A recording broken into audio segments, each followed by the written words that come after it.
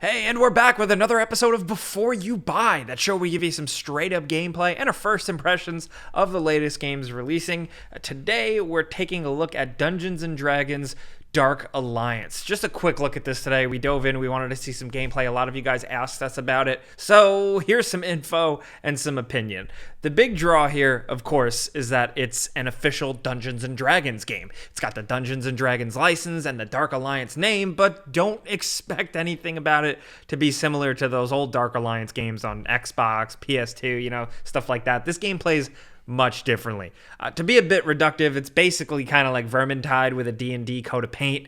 The loot works like Vermintide. The mission structure is kind of similar. It starts you off at a small hub and you select missions from there. It's kind of that style, that flow of game, but with more beat-em-up gameplay. And it's rough. Unfortunately, it seems like Dark Alliance definitely needed some more time in the oven. That's not to say it's completely bad. There is some of a good game in here, but it's overshadowed by a bunch of problems. And what's heartbreaking is that this could be a game that people truly love, man. It's based off the R.A. Salvatore books. It's in Icewind Dale, and you can play as one of 4 specific heroes, most notably Dritz, who is like a callback character, although I'll admit my D&D lore is kind of fuzzy. But if that type of stuff excites you, if you hear any of those words and you get worked up, if you love real D&Ding with your friends and you want to jump into that world even more, this may still be worth a look after waiting for a sale or some fixes, but otherwise, I don't know.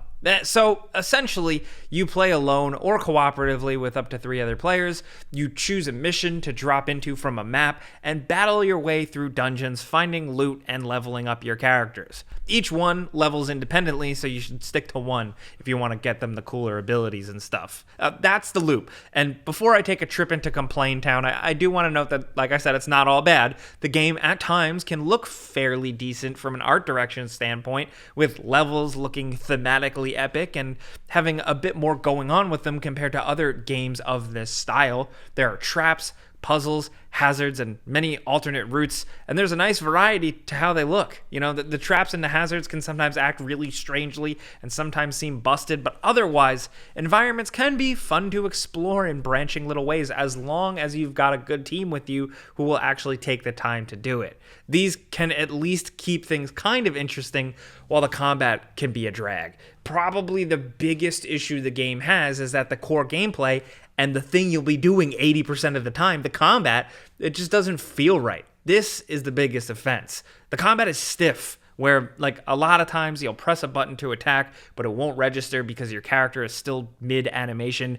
Melee feels floaty as well, and you get a lot of weird pauses between attacks that kill the flow. And then even when you are locked in a flow, your character can very easily attack in a forward direction and miss your target because you're just in this straightforward animation lock. It's just kind of iffy and not fun. Plus, the lock-on camera does this weird close-in thing that can totally screw you up or screw you over because you can't see the other enemies. It's kind of an enemies all around you type of game, and then the lock-on decides to go all God of War close third-person camera angle. It's just a strange decision. Blocking feels mushy and inconsistent, especially when you try to do a parry. Parrying in general just feels totally pointless, especially when you're playing with a team. The game is way too chaotic, and the timing is especially difficult when you've got the added latency on top of the weird timing. It takes a lot of getting used to, and it's not a thing where it's like, oh, you're just bad at the game. No, it seems like a fundamental timing issue. From the feedback to weapon hits to some of the actual effects that the attacks give off, like the visuals and stuff, none of it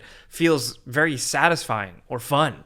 There are some good animations, like with the heavy weapon attacks, and some shockingly weird and bad ones, like any bow and arrow stuff, as I'm sure you've seen the archer character with the completely frozen body and the weird arms. Just adds up to a strange experience. And the idea of emphasizing combos is a great one in theory, and you can tell this game gets much better when you unlock more abilities. That is absolutely the case. That's really important to note here. But that's still not enough to save it. When you're with a group, it can feel better, especially if you're the archer and you're supporting, maybe something like that. But again, not really enough. It's not unplayable, it's just okay. And that's kind of the problem, though. It should feel more satisfying. It's a combat game, and that's sort of the focus. It all just feels half-baked and unsatisfying because you're limited to what your character set can do, and the actual doing gets old because enemies are dull and boring. For us, the other big issue is the artificial intelligence. That's the big thing here. It's extremely basic, and we ran into a lot of enemies that barely react at all until you run up and literally smack them with your weapon. And then sometimes you can just find yourself standing there mindlessly hacking away or shooting away at a health bar with an enemy just not really doing anything. It can almost put you to sleep. It's extremely unforgivable with the bosses, who many feel like they either just spam you or stand there and do nothing.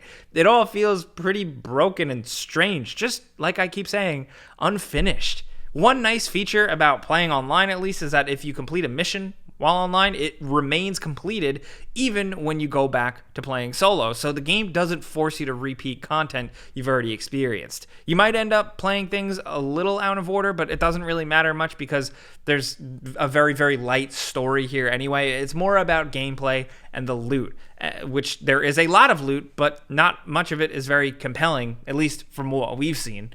Now, speaking of issues and brokenness, let's talk about some bugs. At times, dead enemies will get stuck in the walls at like weird angles or float in the air for a few seconds before disappearing.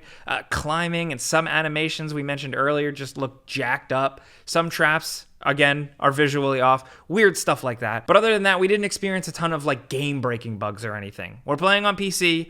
We didn't have any crashes or hang-ups. Didn't experience any weird control issues. The game itself may have problems, but at least for us, a serious game-breaking type bug wasn't one of them. One funny thing we did encounter was the ballista from the first mission. For some reason, it continued to build combos from hitting it, so we were able to get the 200 hit combo achievement just from smacking this thing. I feel like that was not intentional. That's not that impressive anyway, though, because playing it online, you'll build up a crazy high combo pretty easily against some of the more big damage spongy bosses, mostly just because they are so dumb. Now, this is all absolutely boring if you play solo. Hacking away at mindless, slow enemies on your own, I do not recommend at all. And that's unfortunate for someone like me who mostly plays solo, but we thankfully had some good groups going among us, so you can have some bare minimum fun, especially when the challenge ramps up a bit. We did end up getting linked up with some good groups, though, when we were exploring and doing all the side missions and objectives and stuff. It all was a pretty smooth experience, but because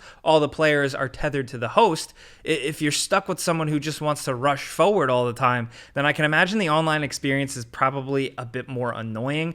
Just so you know, by tethered, we mean that if you get too far away from the host, the game literally forces you closer to them. It's good that it doesn't let players get too separated, flow-wise, but the levels in this game can be very open with lots of directions to go, so it kind of sucks that players can't split up very much at times. Honestly, what you need to do is play with friends that you actually know, talk to them on Discord or whatever chat you're using, and coordinate, and you guys take out things together. If you split up, it's going to screw things up. Now, Dungeons & Dragons Dark Alliance can absolutely still potentially be a good time waster hack and slashy game with your D&D friends, just not quite right now. It needs a lot. Thankfully, Wizards of the Coast has the money, so hopefully they make this into a game that's worth your time and money. Some combat tweaks, some scaling fixed, and most importantly, an artificial intelligence overhaul can really go a long way. Because there's not much anything else, just raw gameplay, and that's what needs to be solid. Because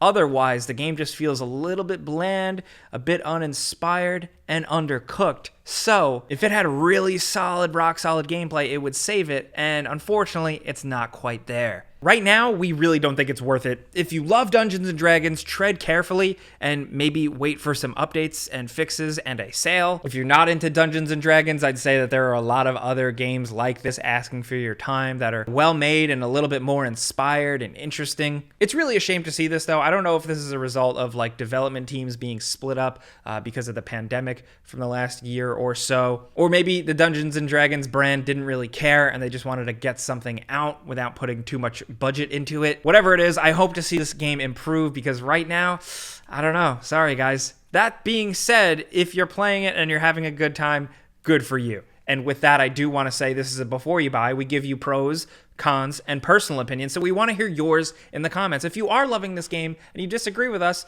definitely let us know. We want to hear it. Hey. But if you did jump in and you are a Dungeons & Dragons fan, let me know what you're thinking. If you are disappointed like we were here, definitely let us know why, what platform you're on, if you're having any other issues. The two of us here have played on PC, so that's all the experience we currently have. So let us know and let viewers know. We would appreciate that. But if you guys learned something from this video and maybe we helped steer you in the right direction, clicking the like button is the best thing you can do. It really helps us out. And if you're new, consider subscribing and maybe hitting that notification bell, because we put out videos every single day. But hey, as always, thanks for watching, and we'll see you guys next time.